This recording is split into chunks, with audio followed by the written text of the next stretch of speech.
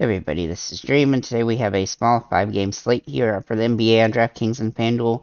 Overall, the slate has some injury situations that we have to take a look at, and that will definitely play into how the lineups are drawn up today. But overall, I think it's a pretty decent little slate.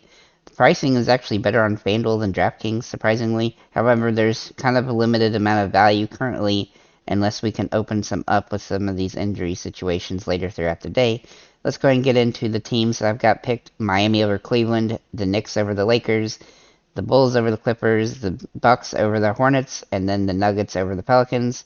So let's get an injury report for the Heat. Robinson and Kane and Jovic are all out, and Butler and Vincent are probable. If Butler or Vincent were to miss, that would definitely open up some stuff. For the Lakers, LeBron and Davis are both questionable, and Reeves is out. If LeBron and Davis play today, then that closes up a lot of value options there. But if either one of them were to miss, that would definitely open up some value. Same with Davis specifically. If he was out, then that will give Rui another nice upside game. For the Knicks, Robinson is out. For the Clippers, Morris, Jackson, and Covington are all questionable. Obviously, if those guys were to miss, that would definitely give us some opportunity on this team. However, there's kind of limited just depending on what Kawhi Leonard and Paul George do. Currently, it looks like they're going to play. Wall is also out, I should add. But if Kawhi Leonard or Paul George ended up not playing, that would definitely open up a lot of value there again. Then for the Bulls, we have Javonte Green out and Jones probable. For the Hornets, Oubre is out. For the Bucks, Portis is out and Giannis is probable. If Giannis were to miss, that would definitely open up a ton of value, including Connaughton and Middleton and Drew Holiday. Portis being already out already helps Connaughton some, as well as Brook Lopez and even some Joe Ingles potentially. Then we're going to look at the Pelicans, and Zion and Daniels are both out. With Daniels out, that kind of gives more upside to Alvarado, but really without with McCollum and Ingram back, it looks like they probably Alvarado is probably a little too expensive today. But if somebody else was ruled out, that would definitely change. And then for the Nuggets, Murray is questionable. Obviously, if Murray plays, he's going to be a top tier play. But if he doesn't play, then that's going to open up some ability for like Highland or Caldwell Pope and Bruce Brown. So let's get into the players I do like today. It's a relatively small list today, simply because there's not a ton of great options. And so these are the top picks here. So I'm going to start with Giannis. Now, obviously, he needs to be playing. He is probable at this point, but we'll have to wait and see. But he has played extremely well lately. He's had some really big games, and he has some nice upside here. He hadn't been getting the assists the last few games, but he is getting the points. He scored 50 points against the New Orleans Pelicans last game, and he's got the easiest matchup that he's had for a while against Charlotte here. I look for him to have a big rebound, assist, and point day on this one. The only real risk here is the foul situation and missing a lot of free throws, which he has tendency to do. But overall, he's getting to the foul line a ton, and he's playing really well. So as long as he continues that, he's somebody to take in consideration. Julius Randle is one of my favorite plays on the slate against the Lakers. He has been absolutely dominating people lately. For the most part, he's had a couple 40 sub 50 fantasy point games, but overall he is playing really well. He's been really consistent lately, and of course the Knicks need him to do that in order to have chances in these games. And even with how good he's playing, they're still not winning a ton of the games. But regardless of that, he's shooting lots of shots, he's getting lots of rebounds and getting some assists and stuff like that. So, and he scores points, so that's what we need him to do here. His price is pretty fair, and I think he's a great play on this slate. Jalen Brunson also looks really interesting today against the Lakers. His price point is pretty good. It's a little bit down from what it was, which is nice, which gives him some added upside. He obviously has high floor, or has a pretty high ceiling, but he does have a lower floor than some of the other guys. But he is viable on the slate with the price reduction. Jamal Murray, if he does play, he's going to be somebody that I would consider to be a core play today, considering the matchup and the situation and how good he's been playing lately.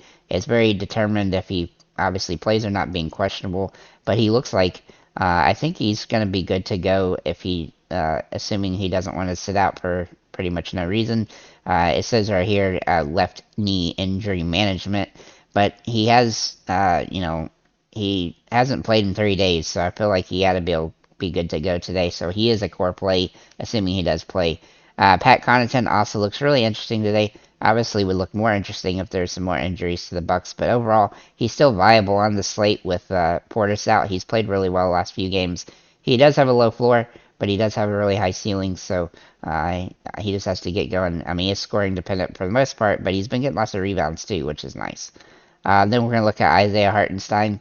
Now, he hasn't been starting, but he has been doing well off the bench for the Knicks. The problem with the Knicks is that they're really inconsistent with how their rotations run, and so if we look at them, we could get, well, especially at center, like Sims and Knicks both, but Sims has gotten pretty expensive, and so he's not really viable here. But off the bench, Hartenstein looks decent, but the only risk here is in limited minutes. So that's what I have here on DraftKings. Obviously, Murray and Randall are the top options for core plays so far. Obviously, some other guys will probably open up as we get closer to slate. There is a couple other guys that didn't quite make the case, for like Levine and LaMelo Ball, and even Vucevic. But overall, it should be a pretty good little slate. Over here on FanDuel, I think there's actually more good value than there is on DraftKings. And we're going to start off with Giannis. He is about priced the same as he is on DraftKings, and he's got some nice upside. He's played really good the last 4 games. Then we're going to look at Julius Randle. Now, he has been absolutely dominating this season, and his price is really good here on FanDuel. He's one of my favorite plays on the slate on both sides. He's played really well lately, and I expect him to continue to do so. Then we're going to look at Vucevic, who I also feel like is a little bit underpriced here on FanDuel for what he's been doing lately. Though he has had a couple off games, he's had a lot of big games as well, and so I expect him to have a good opportunity here against the Clippers to play well and play a good amount of minutes.